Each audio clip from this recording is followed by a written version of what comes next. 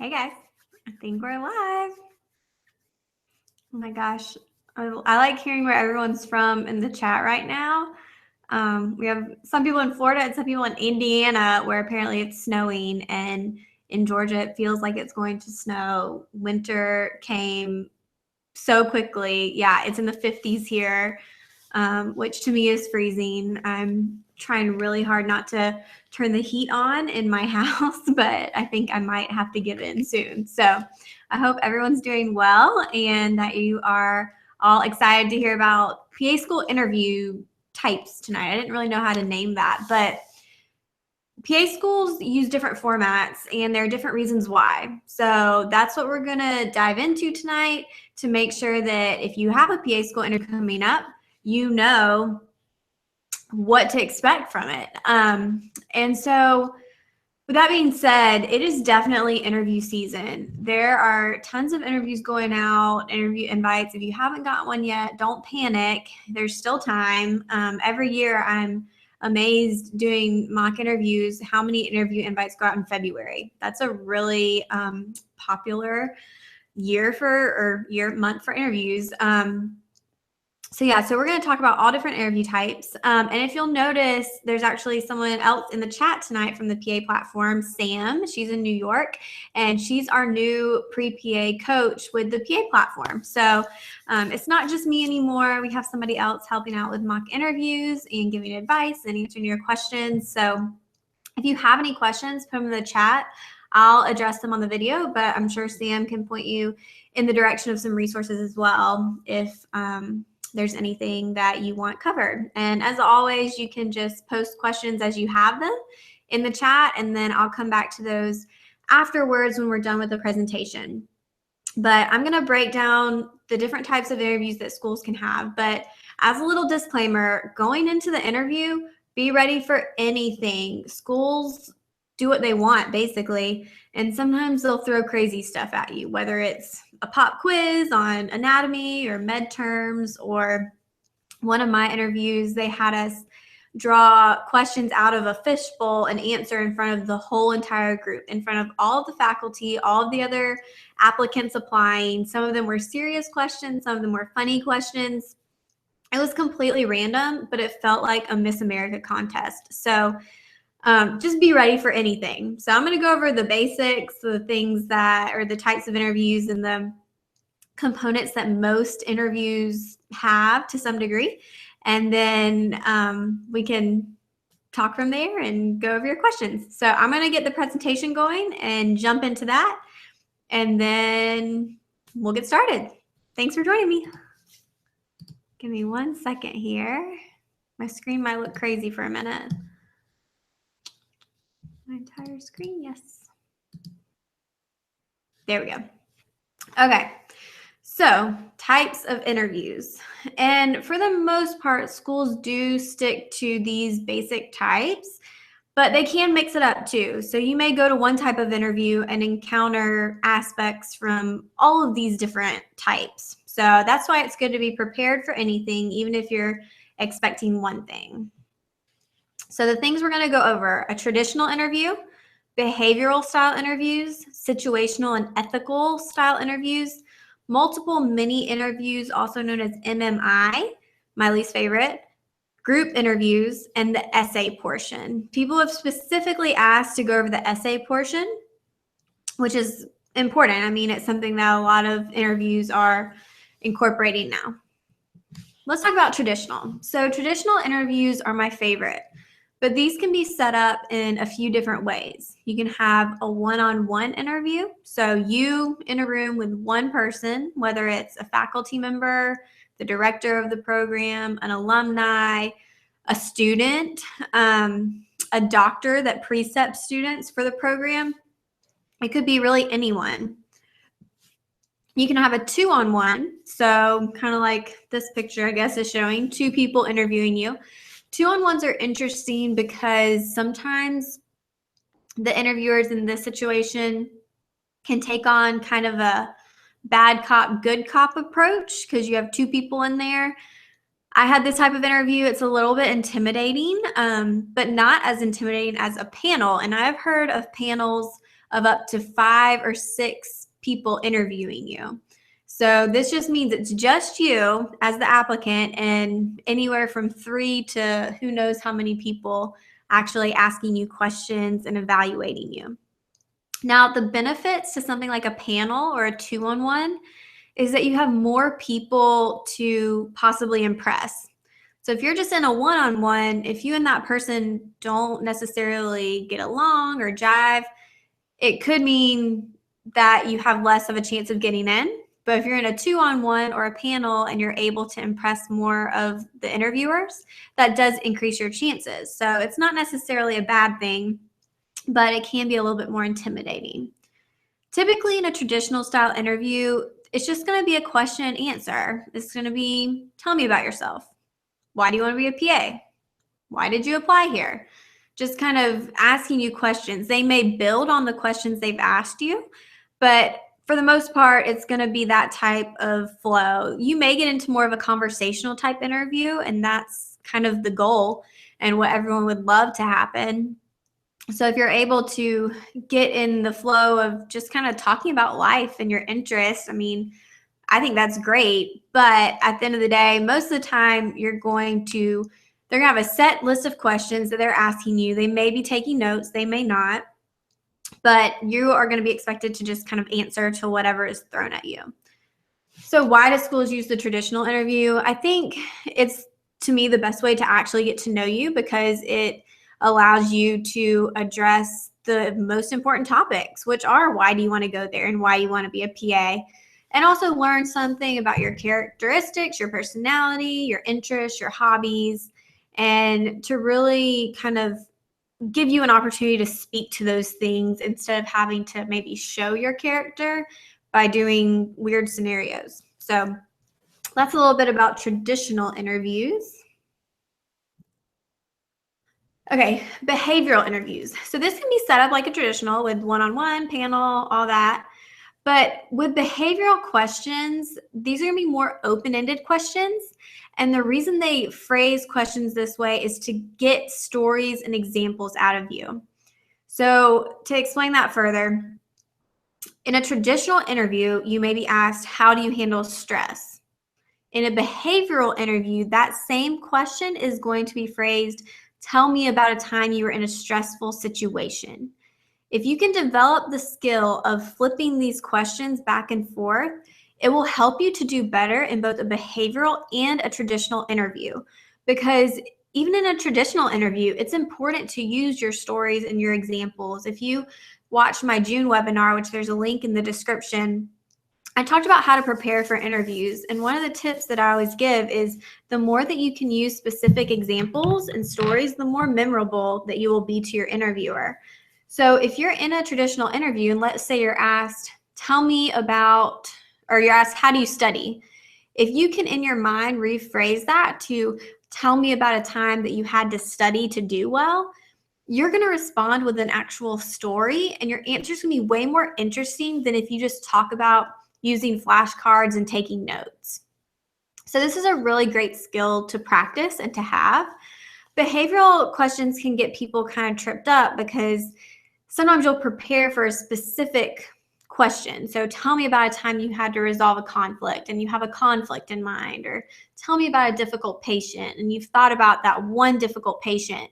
But for this type of question, you need to have kind of an arsenal of stories that you can pull from to incorporate and almost manipulate to fit the questions that you're asked. You can never bet on being asked a specific question, but a lot of the same topics will be covered.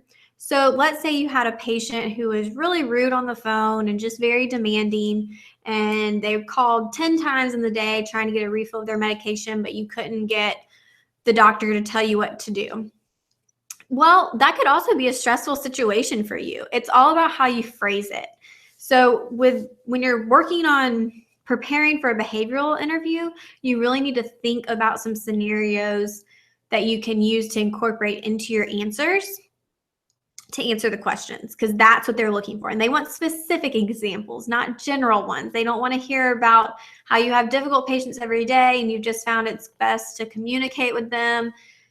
You do want to have a lesson that comes from that story, and you want to be able to relate that back to why that will help you be a better PA student or a better PA. But you also need to have a specific one story or one example to answer these questions. A little similar, a little different is a situational or an ethical interview. And a lot of interviews incorporate these types of questions. But this is a scenario-based question. And this can be the same setup like traditional, panel, and one-on-one, two-on-one, all that. But you're going to have questions that are more or less, this is going on, what are you going to do about it? What would your response be? And they ask these questions to see how you would actually respond in a certain situation. And that's going to tell them something about your character and your reasoning. So this is something like you find out a classmate has a copy of an old exam. What do you do? Or you see someone stealing medication at the hospital. What do you do? So with these questions, there's not necessarily a right answer, but there is a wrong answer, which is to do the wrong thing ethically and to make a decision that would be considered unethical. So typically that's going to be doing nothing. If you know something unethical is going on, you should do something about it. And so with these types of questions, it does help to practice and to think through your response. And you want to be honest about what you would do. But you also have to think about right and wrong. What is the right thing to do? And there may be different ways of going about that. Maybe you can talk to the person involved, offer to go with them to talk to a supervisor. Maybe you would just go straight to the supervisor. That's up to you what you would do about it, but doing nothing is not really an option. So there's a ton out there. I mean, this can be controversial health issues. There are so many different scenarios that can be posed to you, but in these situations, you just want to choose the right thing. Okay, MMI. This is my least favorite type of interview. Some people really like this type. Maybe it's not that bad, but I just feel like sometimes it doesn't give you the best chance to really address the most important things. But anyway, so an MMI is typically different stations with different prompts.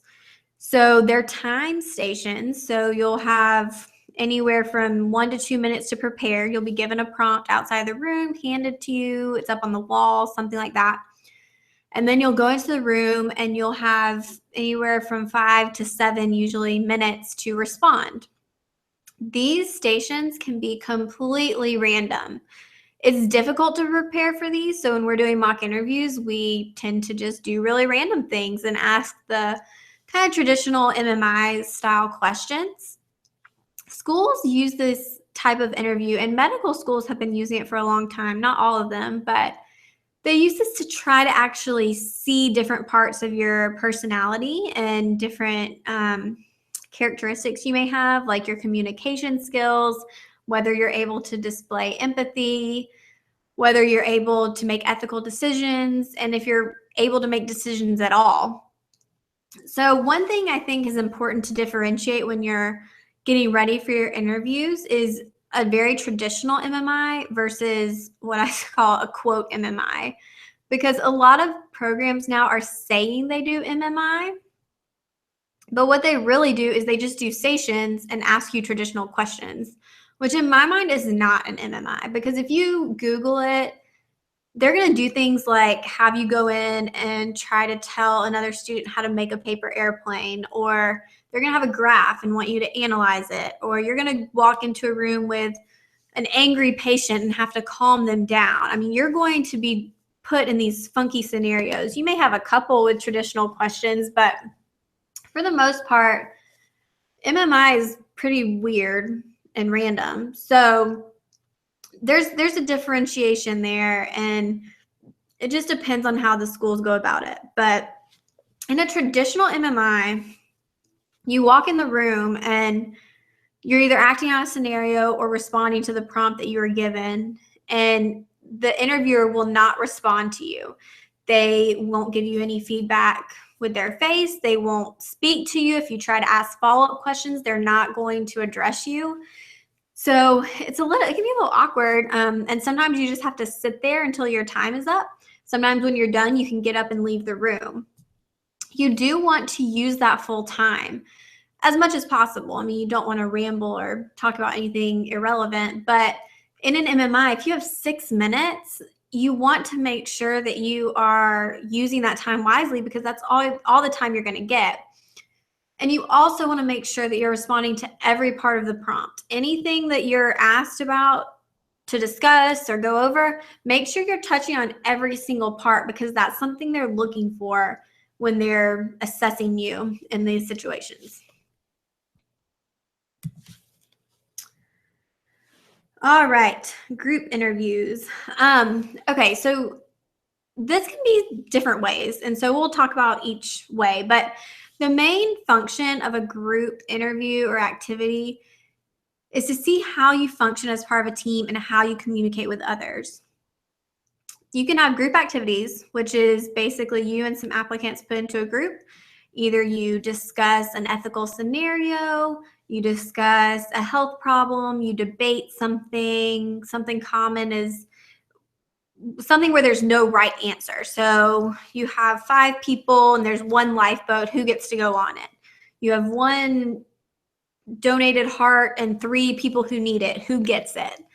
And of course, they're all great people. So it's something where they're just trying to see how you interact, and they want to see that you are able to contribute thoughts and encourage others and know their names and interact with them professionally and in a kind manner. You don't want to be too dominating in this scenario. It's fine to take a leadership role, but you don't want to do so in a way that shuts everybody else out, and you don't want to take up all the time. And so it really is just about that teamwork. I mean, teamwork is such an important part of PA school and being a PA. And so you need to be able to show that even in a scenario where you maybe don't really know the people around you. I mean, you all have a joint effort here with being nervous and trying to get into PA school. So it can be kind of fun. I always thought group activities were fun. The other type of interview is a group panel interview. So this is basically traditional or behavioral or situational, where you have 1, 2, however many people interviewing you, and then there's like 2 or 3 applicants that they're asking questions of. This can be set up in many different ways. They may ask you all the same question and just go down the line. They may ask you all different questions. So unless you kind of have some insight, it can be hard to know exactly what you're walking into there.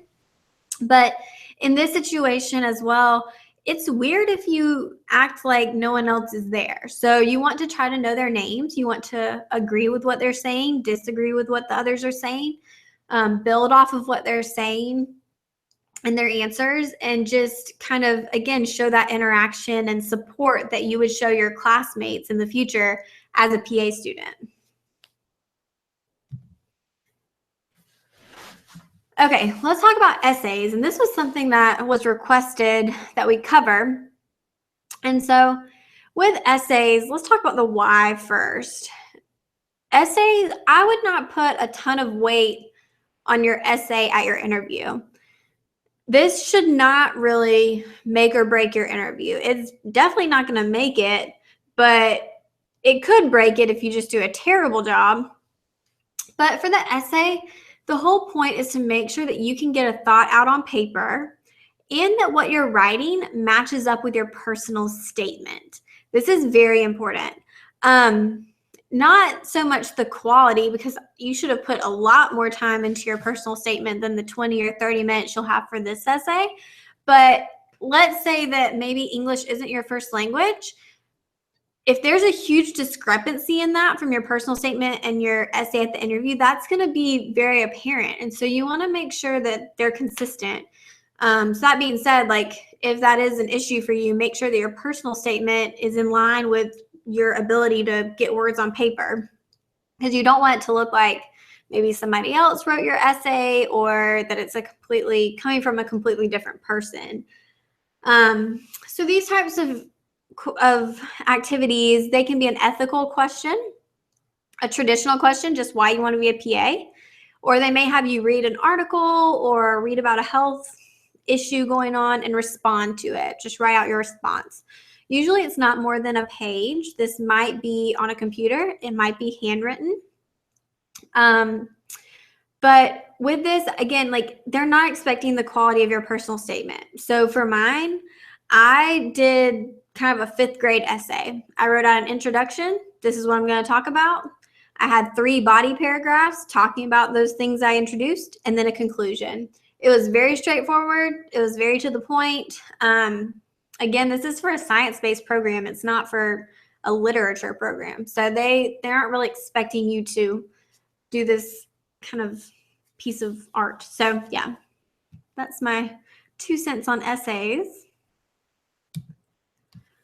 Okay, we're going to jump to questions, but if you don't already have this contact info, my website, my email, and then on Instagram, you can always send me questions on there too. And I believe all this is in the description as well. Okay, I'm back. All right, we can jump into questions. That was a little bit of a shorter presentation than normal, but I feel like all that stuff is pretty to the point, and it's just something that you kind of need to have an overview of going into your interview and be ready for, and just know it ahead of time when you're preparing. So if you have questions, put them in the chat and we'll start going over them. Let's see. I have an interview at a school that has a big emphasis on volunteer work. I don't really have many hours. Any tips on how to navigate a question about it? So if you feel like you don't have something, you don't have a ton of hours, you don't have the best grades, it's not a good idea to bring it up like that. So you want to avoid saying, I know I don't really have a lot of hours, but the ones I do have are really great. Instead of doing that, just if you're at the point where you got an interview invite, they want you to be there. They like what they saw in your application. And so at that point, you don't have to bring up anything. Like, I think it's great to bring up like bad grades and talk about them in a positive way. But if you feel like there's something that just makes your application weak as far as like not having it, don't worry about that at that point. Just talk about what you do have and say, through this volunteer experience, I've learned this. It's all about what you've learned and what you've taken away from it, and why that experience was meaningful to you. So just focus on the good things instead of focusing on what you feel like you don't have. Let me know if that doesn't make sense. Okay, what was your answer for why do you want to be a PA? Why this program? I've actually written about this on my website a good bit. So I'm sure, and I think I did a video on it too. So I'm sure you could go watch those too if I don't answer completely. But for me, I think as far as why I want to be a PA, I just didn't really want to go to school for that much longer. I didn't feel like becoming a doctor was something I had to do. I just didn't really need, I didn't need that, I guess, control or all of that. I love the teamwork aspect. I spent a lot of time debating what I wanted to do, shadowing. And at the end of the day, like, I love the role of a PA, and I love that they go to work, they go home, and that's it. There is a lot of flexibility there as far as the type of job you can get. I don't really like the answer of having a great work-life balance or having more time with your family, because I feel like that's a decision that you make personally, like regardless of if you're a PA or a doctor. So that wasn't my answer. And as far as why I wanted to go to my program, it made sense. It was where I was from. It was the least expensive because it was a state school, but they had great facilities because they had state funding. So we had a full cadaver lab. We had a full surgical suite to learn in. I had gone to a tour and just really liked it. I had heard great things. Some of the PAs I shadowed had gone to my program. And so it was really a no-brainer that it was my first choice. And I let them know it was my first choice. So I have no shame in doing that. I have an interview in 1.5 weeks. I am nervous for it, although this won't be my first interview. How do you get over nerves? So it's normal to be nervous. Just know that. And There's a really great TED Talk. I think if you type in TED Talk, fake it till you make it, I think that's what I think it's under that. Basically, they talk about faking it, and like they talk about this power posture or something. But to be honest, like you have to psych yourself up and you have to come from a place of knowing and having confidence that you've had multiple interviews. Obviously, you're doing something right. Like they just want to get to know you. And so you've got to go in and suck it up and act like you're not nervous for 20 to 30 minutes for the interview and just really be able to show them who you are. And I mean, in my interview, I was nervous. I felt like my whole body was shaking, and I just had my hands like clasped really tightly in my lap. And I was like sweating. But at the end of it, I knew that going in, that I just had to go in and be confident, and that's what would pay off, and it did. So you really have to. I would say working with people doing mock interviews, that's one of the biggest mistakes I see, is just that people don't look confident and they don't seem confident. And so that comes off as being unsure of your answers. So even if you're not sure, and even if you don't feel confident and you're super nervous, like you've just got to pretend you're not.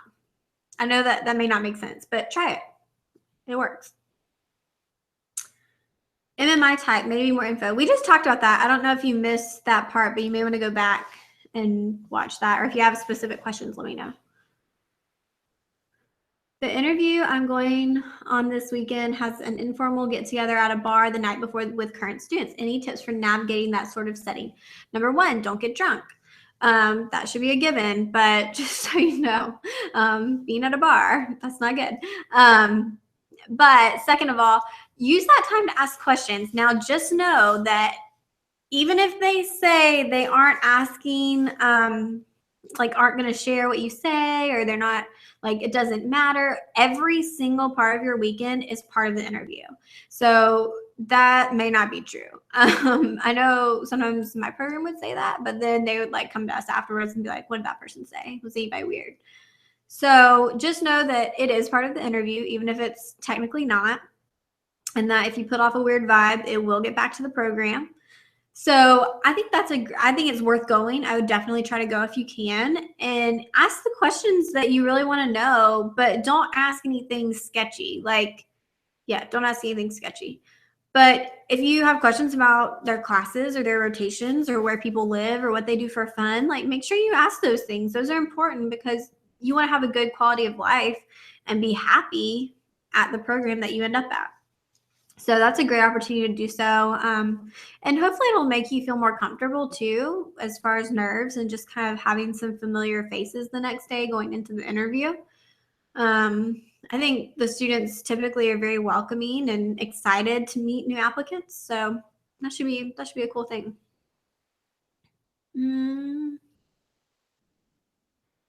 Is it true that they might try to make you even more stressed out? I had a 2-on-1 traditional last week, and I swear one of the interviewers kept shaking his head at my answers. Yep, that is absolutely true. There are interviewers out there who their technique is to try to make you sweat and try to get you flustered to see how you're going to respond. If you break down and start crying, or you can't answer questions, or you get defensive, like that's not the type of person they want. And I don't necessarily agree with that interview tactic, but I guess I understand why they do it. So my advice in that situation is, if you walk in and your interviewer is stone-faced, not responding to you, and they're shaking their head, or they're pressuring you with asking stuff about your questions and your answers, and just kind of like you feel like attacking you, or you're sitting there going, oh my gosh, they hate me, they don't like me at all, I'm doing a terrible job. Like, don't let that get in your head. Instead, think about it from a mindset of, oh, I've got you figured out. You're doing this to everyone. You're doing this to me. You're trying to get me off my game. And so I can play along with this, and I'm just going to be extra confident and just really lay it out for you. I had an interview like this, and she just would pressure me so much. Like everything I asked, she just would like ask me something else or try to get me to change my answer. So you just gotta like go with it and just like stay as confident and sure of yourself as you can. So yeah, it's not fun though. How can I set up a mock interview with you? So there's myself, and then I have another coach, Sam, who also is doing mock interviews. And I think there's a link in the description if you want to go look at that and schedule.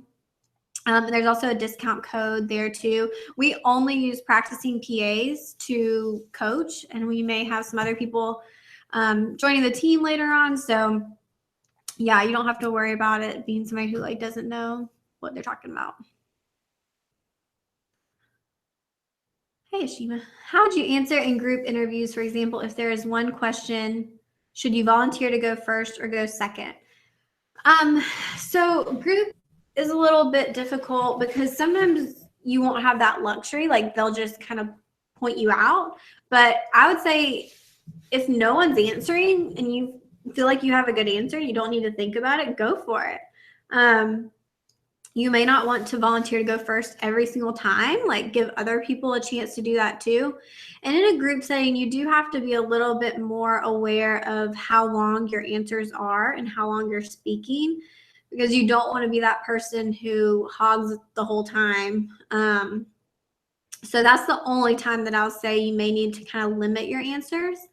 One of the disadvantages to going second is that they might take your answer.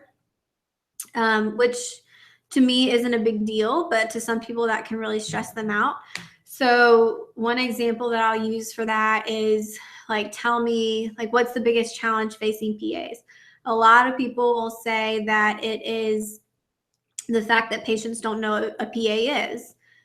So if you're sitting there and the person next to you says that and you're like, oh my gosh, that was my answer. What am I going to say? I don't know another challenge for PAs. Instead of freaking out and saying nothing, it's better to go, oh yeah, I agree with Ashima that patients sometimes don't know what PAs are. And I've seen this when I was shadowing or when I was working, and sometimes patients would come in and they wouldn't really want to see the PA because they didn't understand their training or understand what they were able to do for them. But after explaining it, the patients felt more comfortable, or kind of using that example or that story to go into detail and build off. That's what I mean by like building off of what someone else says. Oh, I'm so sorry, Victoria. That sounds terrible. I'm glad you didn't cry. Hopefully you'll get some good feedback from that. Hopefully it wasn't as terrible as you think. Okay, Steph, I've been waitlisted after all 4 interviews so far. What are major mistakes during interviews that would prevent me from getting offers instead of waitlisting? So if you're getting that many interview invites, something is right on your application, and I would say something is wrong in your interviewing. The mistakes I see the most, actually probably the biggest one, is people not being personal enough. You have to be personal in your interview. At this point in time, it is not enough to just talk about your experience, because everyone has experience, everyone's qualified, everyone's doing well. So you really have to go in and show them that you are just a person, like a unique person, and show them what you're going to bring to the class, what their class will be missing without you in it, and what type of PA you're going to be. But the most important thing is keeping in mind that you're interviewing for a spot as a PA student, not a PA. They're going to turn you into a PA. And so you've got to prove to them that you have confidence that you can succeed in a PA program academically, and that you can contribute to the class and help your classmates, and you are excited about that. And you really have to let your passion show through. And I would say most people that I've helped in your situation who have multiple, like there was a girl last year who came to me. She had been to 6 interviews, waitlisted at 2, rejected at 4, and this was her 7th interview, last one of the cycle. And I mean, no pressure, right? But when we did our mock interview, she just wasn't being personal. Her answers were so generic. They were almost textbook, and I just didn't feel like I was getting to know her. And so we talked about that. We worked on it, and then she actually got accepted. So it was a success story. But yeah, I would say most people, like, I just have to tell them, like, be more personal. Like, make sure your answers are relating back to the point, and really you're showing me more than just telling me about things. I hope that helps. If you had the opportunity to get feedback from an interview you didn't get accepted at, would you do it if the only time you could get the feedback was the day before you have another interview? Wow, what a loaded question. I probably would. And so my advice usually is to not do anything, like, the day before an interview, not do anything interview related. Like, don't look at questions, don't practice, don't think about it.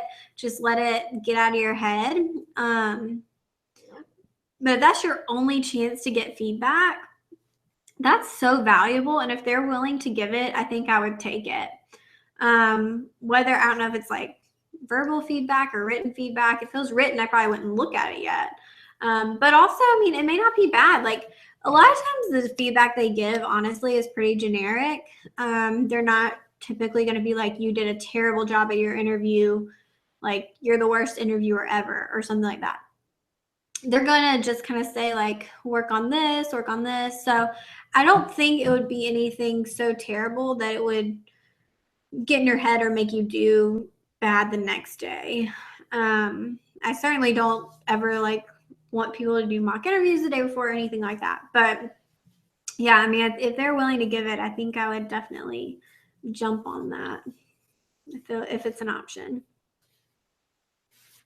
Let's see, any last questions? We are done for October. Let me see.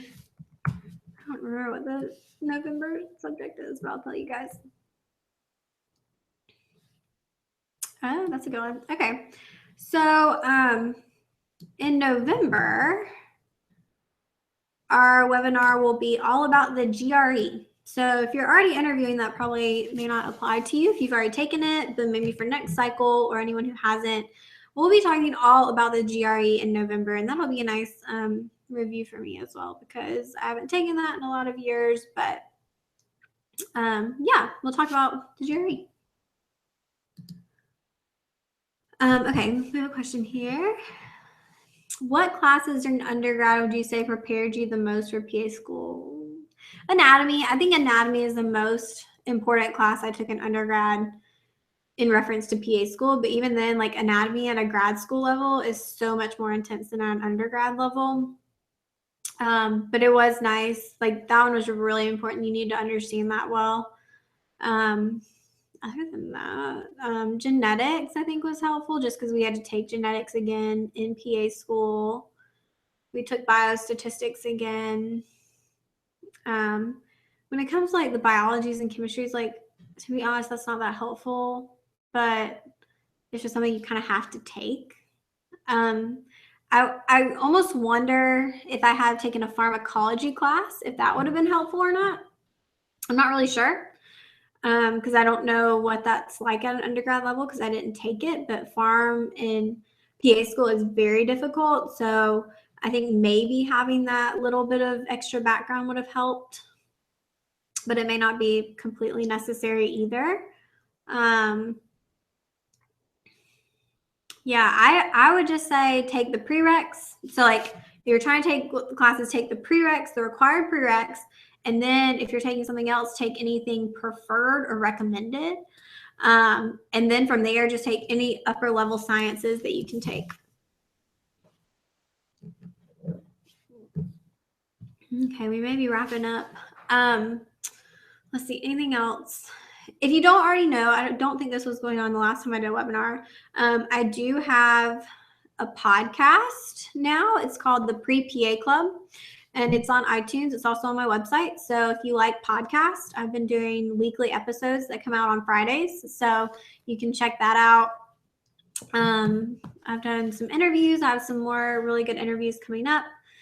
And if I'm always open to whatever topics you guys want to hear about. If there's something you want me to talk about on there, I'm happy to do that. Let's see. Anything else going on? I don't think so. Okay.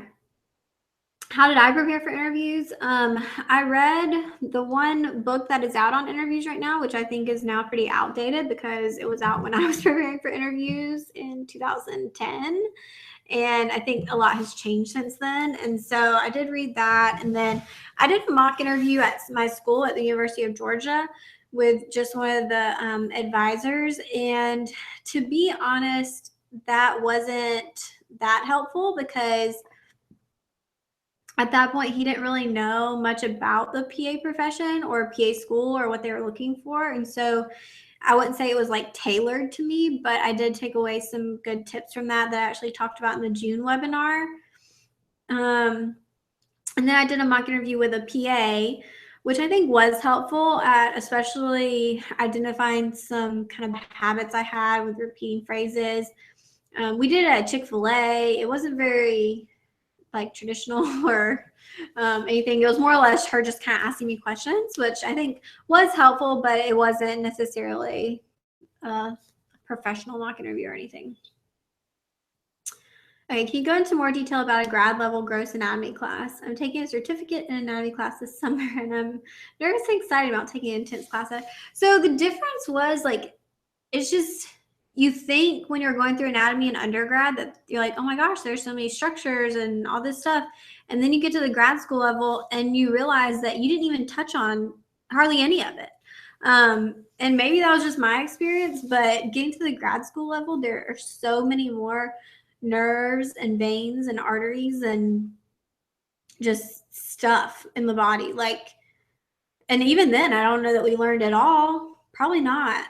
Like there are names for every single like fold and groove of the brain. Luckily, we did not have to know all of them, but I mean, it's just crazy. There's a name for everything in the body, and so it's just it takes it up a level based on what you learned in undergrad. And in my undergrad, I didn't have a cadaver lab. We did cats, I think, cat dissections. So going into PA school and having a cadaver lab and having practicals on cadavers, like it was just so different. And it was a really cool experience. But yeah, it was definitely difficult. And you're not just learning structures, like you're learning how different things in the body like help each other and interact and all this stuff. Like it was really cool.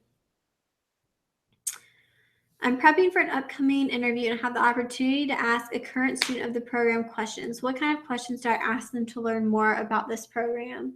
Whatever you really want to know. So as far as like what it's like to live in a certain area, what are some good questions to ask students? Yeah, so yeah, I mean, I think with students, it's more or less asking more about their lifestyle and their happiness, and if they are satisfied with their choice to go to that program, if there's anything they wish was different about the program, anything, trying to kind of feel out if there are any red flags you should be aware of going into it, and seeing what their true opinions are.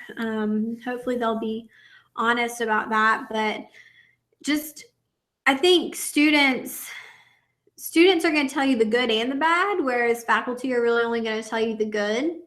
Like I would tell you my program, I loved it. I thought it was awesome, but they can be a little bit unorganized. But then from what I've heard from other people, it seems like that's the case with every PA school, not just mine. So you have to really be flexible in PA school. But I would ask them like, what's been the hardest subject or semester so far? And what have you enjoyed the most? And have you gotten any like hands-on experience yet? And just kind of find out what their days look like, what their weeks look like, so that you have some insight into that and that you feel more prepared going into your interview and also going into that program possibly in the future.